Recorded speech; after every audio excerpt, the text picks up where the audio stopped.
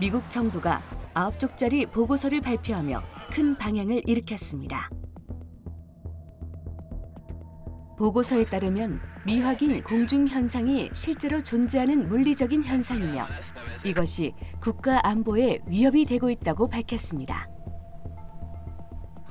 본문에는 일단 그게 굉장히 고도의 기술력이 관여돼 있다 이런 식으로 표현을 하고 있어요. 그 UFO라고 우리가 이제 판단할 수 있는 극도의 가속 또는 엄청나게 빠른 속도 이런 부분을 이제 언급을 하고 있고요. 그 보고서를 읽어보면 일단은 미확인 비행 물체의 존재를 부정을 하고 있진 않아요. 자, 근데 이제 문제는 UFO란 용어 자체가 사라져 버렸어요. 전혀 언급이 안 돼요. 144건을 분석을 했다고 이제 그렇게 써 있는데 대부분 18건을 제외한 대부분이 미국의 어떤 비밀 프로그램, 미 정부의 비밀 프로그램, 민간에서 만든 어떤 비행체, 그리고 중국이나 러시아로부터 날라오는 어떤 비행체, 그리고 자연 현상, 뭐 이런 가능성들을 이제 언급하죠. 그동안 UFO를 중심으로 한 외계 생명체에 대한 의문은 끊임없이 제기되어 왔지만 이를 증명할 순 없었는데요. 현대 이후 UFO 최초 목격 사례는 1947년 민간 비행사 케네스 아놀드가 편대를 이뤄 비행하는 9개의 물체를 목격한 것으로 전해지고 뉴멕시코주 로즈웰이란 마을에서 UFO가 추락해 외계인의 시신이 발견되었다고 전해져 큰 화제가 되었습니다. 그 시기에 그 루스웰 말고도요, 미국의 다른 지역의 군 비행기 조종사들이나 또는 관제탑 요원들이 하늘에서 이상한 그 괴 비행체들을 목격했다. 이래서 이제 계속 보고를 하게 되죠. 1948년부터 이제 공군이 신설이 되는데 공군에서 UFO를 정식으로 조사하는 그런 부서가 운영이 되기 시작하죠. UFO 논란은 우리나라도 예외일 순 없습니다.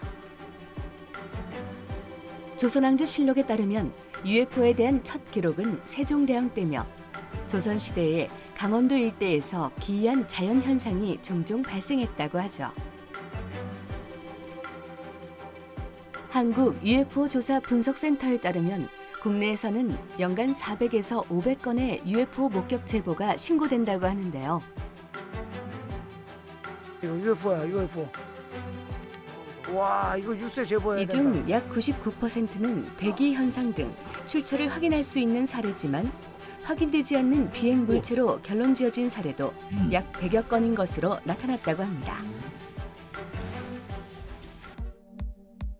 그렇다면 미확인 공중 현상의 조건은 뭘까요? 미 당국과 전문가들은 그 출처를 파악하기 위해 5가지 범주를 기준으로 삼고 있습니다. 구체적으로 색대 등 레이더 목표물을 방해하는 공중 간섭물, 대기 현상, 미 정부의 개발 프로그램, 외국의 경쟁 시스템 등 이 5가지 범주에 포함되지 않는 비행 물체를 출처를 확인할 수 없는 것으로 보고 있습니다.